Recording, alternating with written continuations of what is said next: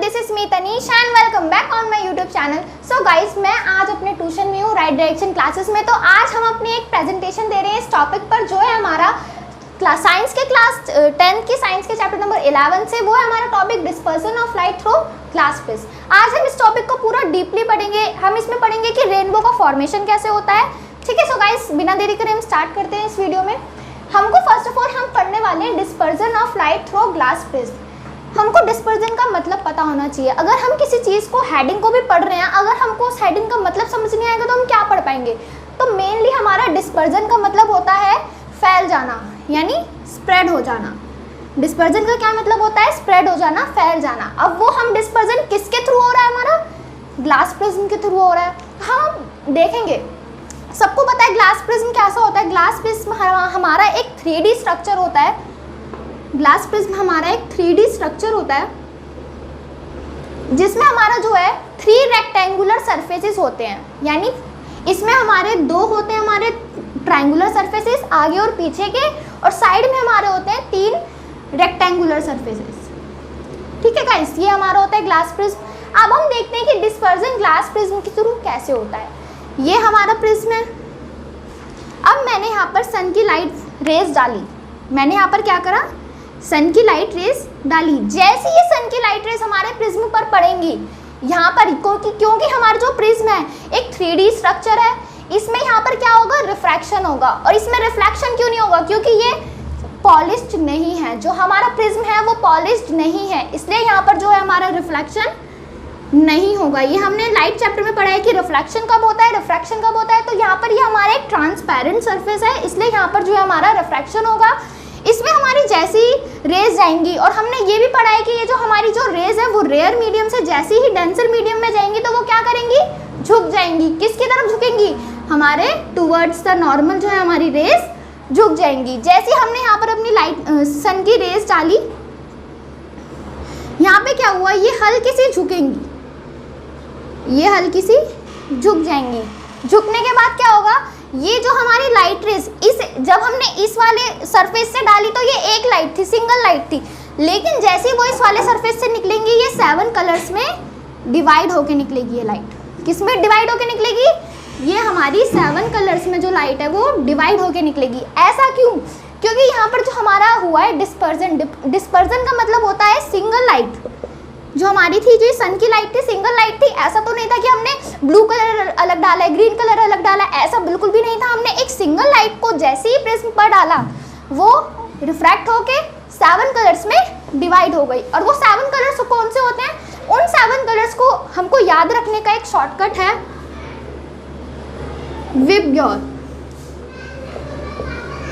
We से हमारा violet, आई से हमारे इंडिगो, बी से हमारे ब्लू, जी से ग्रीन, वाई से येलो, ओ से ऑरेंज, आर से रेड। ये हमारा जो होता है सिमेट्री होती है, जिसमें कि जो हमारे ये 7 कलर्स डिवाइड हुए हैं उसको याद करने के लिए। ठीक है, अब ये जो हमारी सिमेट्री होती है वो ऐसी नहीं है। अगर मैंने यहाँ पर ऐसे लिखे तो ये यहाँ से लेके यहाँ तक ऐसे रहेगी। ये सिमेट्री कभी भी सीधी नहीं होती, ये सिमेट्री उल्टी चलती है। ये सिमेट्री कैसी चलती है? उल्टी चलती है। यानी यहाँ पर हमारा विबग्योर कलर सबसे नीचे होगा, और फिर उसके बाद ऊपर जा जाके हमारा जो रेड कलर है वो सबसे ऊपर रिफ्रैक्ट होगा।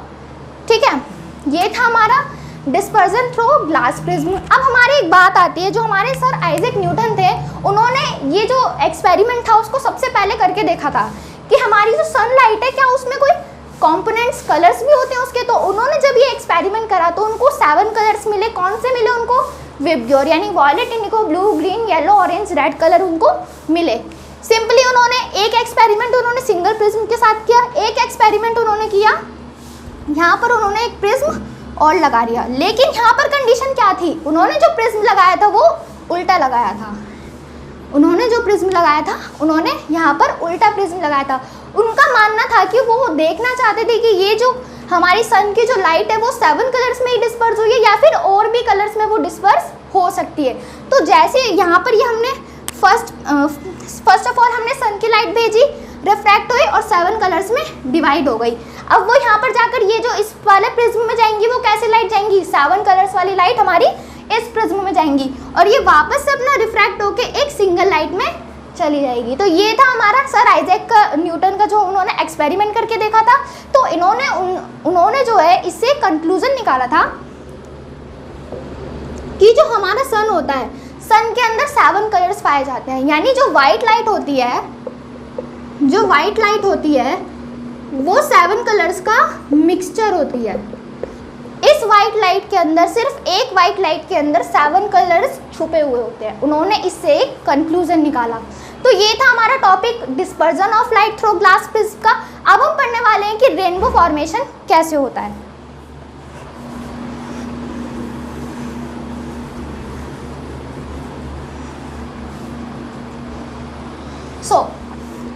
अब हमारा टॉपिक है रेनबो।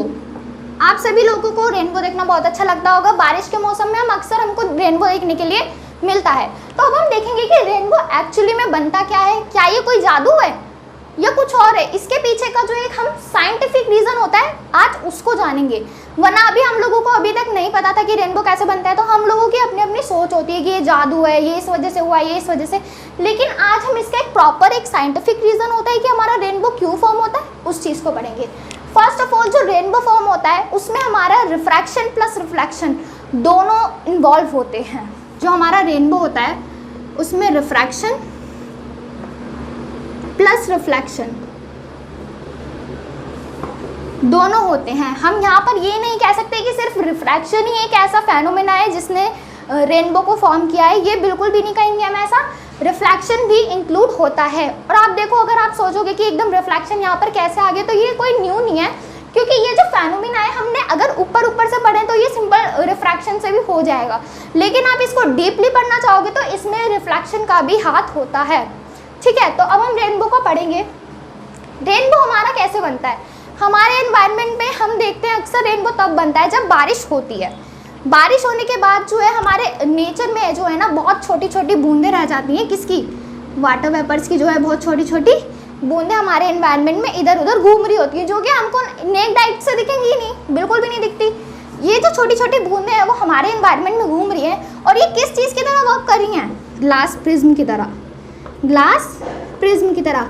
आधी बात तो अब आपकी यही सॉल्व हो जाएगी कि ग्लास प्रिज्म, हमारे ग्लास प्रिज्म ने क्या किया था, इससे हमने पहले देखा है। ग्लास प्रिज्म ने एक सिंगल लाइट को 7 कलर्स में तोड़ दिया, 7 कलर्स में डिस्पर्स कर दिया।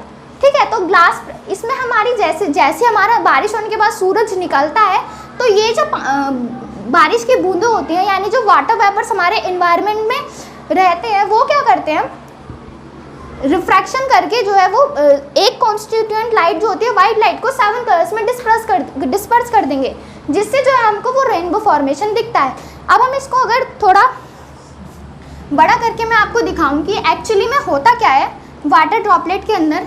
तो ये हमारी एक वाटर ड्रॉपलेट है, इसके अंदर हमारी सन की लाइट जा रही है, इसके अंदर हमारी क्या जा रही है? सन की लाइट। जैसे ये सन की लाइट जाएगी, आपको पता है ट्रांसपेरेंट होती है वाटर जो ड्रॉप होती है, वो थोड़ी सी बैंड भी होगी, ये बैंड भी होगी। अब इसको क्या करना था? हमने देखा ग्लास प्रिज्म में इस वाली जो लाइट को है इधर जाके अपने वो जो कंपोनेंट्स थे इसके कलर्स के, उसमें टूट जाना था इसने, लेकिन ये इसने यहाँ पर नहीं किया। ये जो रूल होता है यहाँ पे फॉलो नहीं होगा। ऐसा क्यों? ये जो अपना है ना, ये वाला जो सरफेस है, इससे ये रिफ्लेक्शन करेगी, इससे जो रेज है, लाइट की रेज पहले आई, थोड़ी सी बैंड होके इस सरफेस पे पड़ी, और ये यहाँ पर क्या करेंगी? रिफ्लेक्शन, और देन ये यहाँ पर जाकर अपने कलर कंपोनेंट्स में टूट जाएगी। अब आप सोच रहे होंगे, हमने आज तक पढ़ा है भाई ट्रांसपेरेंट में रिफ्रैक्शन होता है, रिफ्लेक्शन कहाँ से आ गया? ये भी एक रीज़न है इसके पीछे। इसके पीछे हमारा है टोटल इंटरनल रिफ्लेक्शन। यहाँ पर जो हमारा एक फेनोमेना हो रहा है वो हो रहा है टोटल इंटरनल रिफ्लेक्शन। अगर मैं आपको टोटल इंटरनल रिफ्लेक्शन के बारे में बताऊं तो वो हमारा होता है, सपोज कि ये हमारा सरफेस है, यहाँ पर जो है हमारा, ये नीचे है हमारा डेंसर मीडियम, ऊपर है हमारा रेयरर मीडियम। ठीक है, अब आप लेट करो, अगर मैं यहाँ से लाइट की रेज फेंकूँ, अगर ये मेरे पास कोई भी सोर्स है लाइट का, ये अपनी रेज ऐसे भी डालेगा, ऐसे भी डालेगा, ऐसे भी डालेगा, ऐसे भी डालेगा, ये अपनी रेज सारे में फैलाएगा। ऐसा तो नहीं है कि कोई भी लाइट का सोर्स है वो सीधी लाइट डालेगा, लाइट है भाई, लाइट की स्पीड है अपनी, वो कहीं भी जाएगी, जहाँ से रास्ता मिलेगा वहाँ जाएगी वो। अब ये हमारी लाइट का सोर्स है, वो ऐसे जाएगी, यानी यहाँ पर हम अपनी एक नॉर्मल बना देते हैं, यहाँ पर हम अपनी एक नॉर्मल बना देते हैं। यहाँ पर आप बताओ कि जो एंगल ऑफ इंसिडेंस है वो कितना बन रहा है, बिल्कुल परपेंडिकुलर है। यहाँ पर बताओ एंगल ऑफ इंसिडेंस, हमारी लाइट रे बिल्कुल सीधे जा रही है, तो यहाँ पर हम बोल सकते हैं कि कोई सा भी एंगल बन रहा है। क्या बन रहा है यहाँ पे एंगल? कोई सा भी एंगल नहीं बन रहा है। यहाँ पर जो इंसिडेंस एंगल है वो हमारा 0 होगा। यहाँ पर हमारा जो इंसिडेंस एंगल है वो 0 होगा, क्योंकि वो बिल्कुल सीधी निकल गई। ये हमने ग्लास स्लैब के एक्सपेरिमेंट में पढ़ा था, जब भी हमारी जो लाइन है इंसिडेंस रे वो बिल्कुल सीधी जाएगी तो जो एंगल ऑफ इंसिडेंस होगा वो हमारा 0 डिग्री का होगा। ठीक है, अब ये लाइट है वो रे हमारी यहाँ पर भी जाएगी। लाइट है भाई, उसकी मर्जी कहीं भी जाए, जहाँ से रास्ता मिलेगा वहाँ जाएगी वो। अब यहाँ पर जो है हमारा एक नॉर्मल और बना लेते हैं हम यहाँ पर अपनी, जो यहाँ पर इंसिडेंस का एंगल है वो सपोज करो आप 20 डिग्री है। तो यहाँ पर ये अब ये कहाँ से जा रही है? डेंसर से रेयरर मीडियम में जा रही है। तो यानी यहाँ से जो हमारी जो रिफ्रैक्शन वाली रे होगी वो क्या होगी? टुवर्ड्स द नॉर्मल झुकेगी या दूर होगी? उससे दूर होगी, क्योंकि ये डेंसर से रेयरर मीडियम में जा रही है, यानी ये नॉर्मल से रे दूर हो गई। तो यहाँ पर हमेशा जो जब भी हमारी जो रेज है incidence ray denser medium to rarer medium जाएंगी, वो जो हमारा एंगल ऑफ इंसिडेंस है वो हमेशा छोटा होगा, एंगल ऑफ रिफ्रैक्शन से हमेशा छोटा होने वाला है वो एंगल। यानी अगर ये 20 है तो ये हमारा एंगल 30 डिग्री का बन रहा है। ठीक है, यहाँ तक सबको क्लियर हो गया होगा अब तक। अब हमने यहाँ से ये लाइट का सोर्स है, एक बार और हमने यहाँ पर लाइट भेजी, एक बार और हमने लाइट भेजी, यहाँ पर एक नॉर्मल और बना लो ज़रा। अब इंसिडेंस एंगल थोड़ा तो बड़ा होगा ना, दूर होता जाएगा तो इंसिडेंस एंगल ऑब्वियसली सी बात है बड़ा होता जाएगा। यहाँ पर सपोज करो यहाँ पे 35 डिग्री का बन गया। ये जो हमारी थोड़ी सी दूर हुई थी इंसिडेंस बड़ा है, तो ये नहीं बढ़ेगा क्या? ये वाला भी बढ़ेगा, ये हमारा 50 हो गया। ठीक है, ये हमारा यहाँ पर 50 हो गया। यहाँ तक सबको समझ में आया? यहाँ पर एक चीज़ नोटिस की होगी, मैं आपको यही चीज़ बताने के लिए बार बार एंगल्स को बढ़ा रही हूँ। अगर ये यहाँ पर 20 है तो ये 30 हो रहा है, यानी जैसे हमेशा एक चीज़ देखने को मिल रही है, एक तो जो एंगल ऑफ इंसिडेंस है वो रिफ्लेक्शन से हमेशा हर केस में छोटा है, ऊपर से जैसे ही ये बढ़ रहा है और ये भी बढ़ रहा है, और ये जैसे जैसे जो हमारी हमने कम एंगल से इंसिडेंस डाला तो ये थोड़ी कम दूर हुई, ज़्यादा से ज़्यादा तो ये ज़्यादा दूर हो गई नॉर्मल से। ये चीज़ भी नोटिस में आ रही है। ठीक है, अब हम एक रे और भेजते हैं इधर। एक टाइम पे ऐसा होगा कि ये जो रिफ्रैक्टेड रे निकल रही है ना हमारी, वो 90 डिग्री का एंगल बना लेगी। ये जो रिफ्रैक्टेड रे निकल रही है हमारी वो 90 डिग्री का एंगल बना लेगी, और इंसिडेंस एंगल हमारा जब ये 90 डिग्री का बनेगा तो कुछ ना कुछ तो हुआ होगा। हम एक स्पेसिफिकली नहीं बता सकते कि वो हमारा इंसिडेंस एंगल क्या होगा, लेकिन जब हमारी इंसिडेंस रे यहाँ पर जा रही है, डेंसर से रेयर मीडियम में जा रही है, और जो हमारा रिफ्रैक्टेड रे 90 डिग्री का बन रहा है, तो ये जो एंगल ऑफ इंसिडेंस है हम इसको कहेंगे क्रिटिकल एंगल। हम इसको कहेंगे क्रिटिकल एंगल। ठीक है, यहाँ पर जैसी हमने इंसिडेंस रे यहाँ पर भेजी, और इस बार ये 50 डिग्री का था, हमने थोड़ा सा एंगल ऑफ इंसिडेंस और बढ़ाया होगा, ज़रूर 35 से ज़्यादा ही रहा होगा, इसलिए तो वो 90 बना है। ये बढ़ा, ये भी बढ़ा होगा, ये बढ़ा है तो ये भी बढ़ा है, तो ये भी ज़रूर बढ़ा होगा। तो यानी ये वाला जो एंगल हुआ है हमारा, ये हमारा कहलाएगा क्रिटिकल एंगल। ठीक है, ये मैं आपको उस चीज़ का रीज़न बता रही हूँ कि ये जो हमारी लाइट थी वाटर ड्रॉपलेट में वापस से सेम मीडियम में बाउंस बैक करके क्यों आई। ठीक है, एक रे और भेजो भाई, एक रे हमारी और जाएगी। इस बार जो है, इस बार हम सबको पता है अगर ये यहाँ पर जा रही है तो हर बार जो है हमारी जो रिफ्रैक्टेड रे है वो नॉर्मल से दूर हुई है। इस बार 90 डिग्री थी तो इस बार ज़रूर ऐसे हुई होगी, इस बार ज़रूर ऐसे हुई होगी।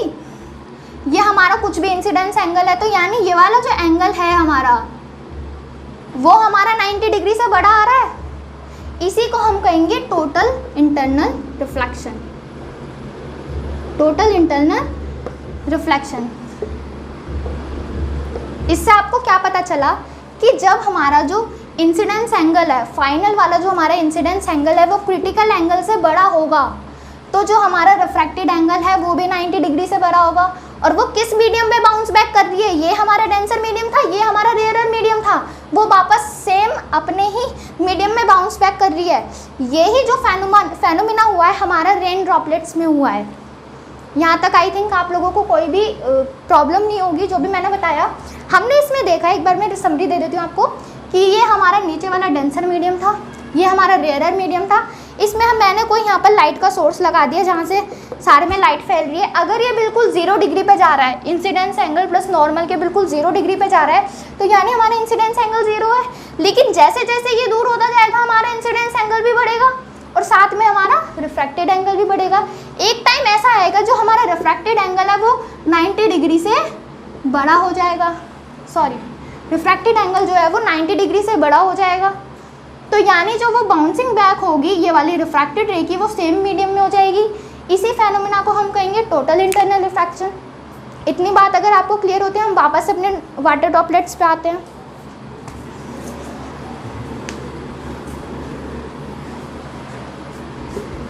ये हमारी वाटर ड्रॉपलेट्स थी, मैंने यहाँ से सन की रेज भेजी, यहाँ पर इसने थोड़ा रिफ्रैक्शन करके वो बाउंस बैक हो गई थी।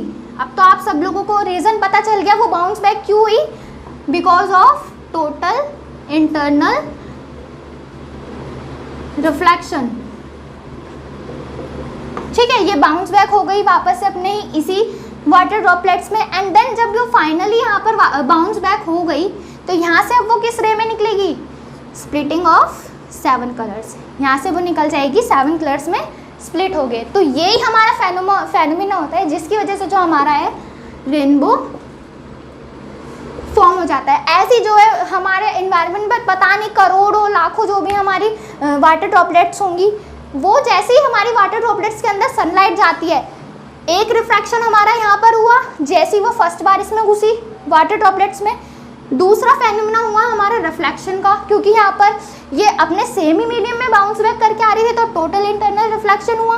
तीसरा हमारा फेनोमेना अगेन किसका हुआ, रिफ्रैक्शन का तीसरा हमारा फेनोमेना हुआ, जिसमें जो है वो इस बार फाइनली अपने 7 कलर्स में डिस्पर्स होके वाटर ड्रॉपलेट से बाहर आ गई। ऐसी ये जो फेनोमेना है ये बहुत सारी वाटर ड्रॉपलेट्स के साथ हो जाए, जिस वजह से हमको जो है बहुत सुंदर सा इम्प्रेसिव रेनबो देखने के लिए मिलता है। सो यही था हमारा फॉर्मेशन ऑफ रेनबो, जिसमें को ये टॉपिक था थोड़ा समझने वाला, क्योंकि ये इतनी आसानी से समझ नहीं आ पाता। फर्स्ट बार अगर हम इस वर्ड को पढ़ेंगे तो हमने सिंपली रिफ्लेक्शन पढ़ा है आज तक अपनी बुक्स में, टोटली इंटरनल रिफ्लेक्शन हमने नहीं पढ़ा। ये न्यू ही है क्योंकि हमने एक ट्रांसपेरेंट मीडियम में रिफ्लेक्शन देख लिया, तो आई होप आपको ये वीडियो अच्छी लगेगी। इसमें हमने dispersion of light through glass prism समझा है और हमारा फॉर्मेशन ऑफ रेनबो समझा है। Thank you for watching.